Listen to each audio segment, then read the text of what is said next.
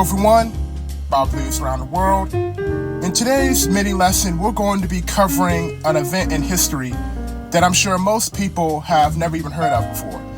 And this is going to be about the time when the Hebrew Edomites teamed up with the Israelites to take on the Romans. Now, this event in history completely destroys One West Camp doctrine.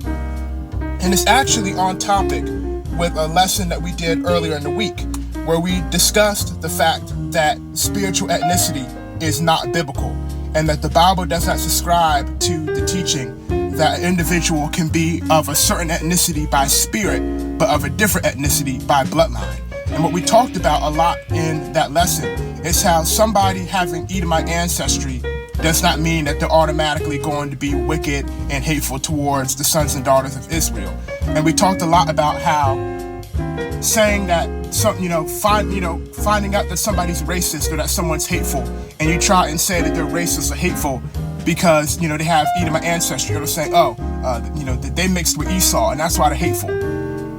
It's not even biblically accurate for every single Edomite to be hateful, and we already showed that the Bible does not subscribe to different nations of people having different spirits that can be caught like the flu. So, seeing late in history that Edom and Israel were actually allies, they were teammates in trying to take down Japheth, the colonizer, it really paints a different picture and exposes One West Camp doctrine. Now let's get started.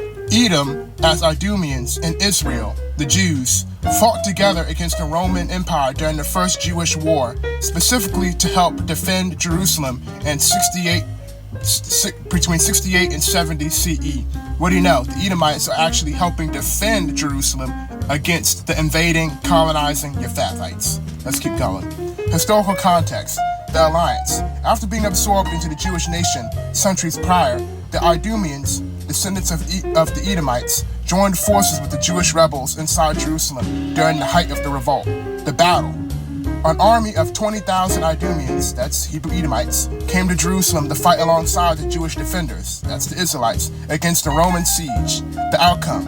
The joint defense failed, culminating in the destruction of Jerusalem and the Second Temple in 70 CE, after which the Idumeans vanished as a distinct people.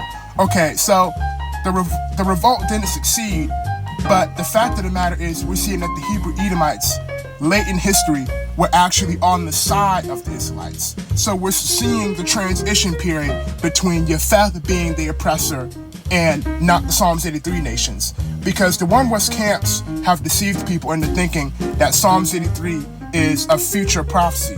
Psalms 83 has already been fulfilled. Psalms 83 was about the nations around Israel trying to get us out the land. But they want to make you think that Psalms 83 is about today in America.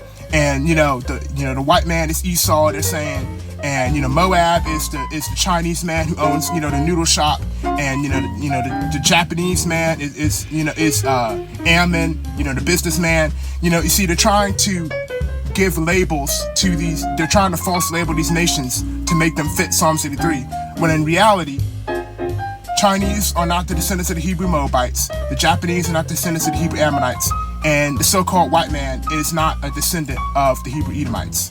Esau's not the father of the Caucasoid peoples.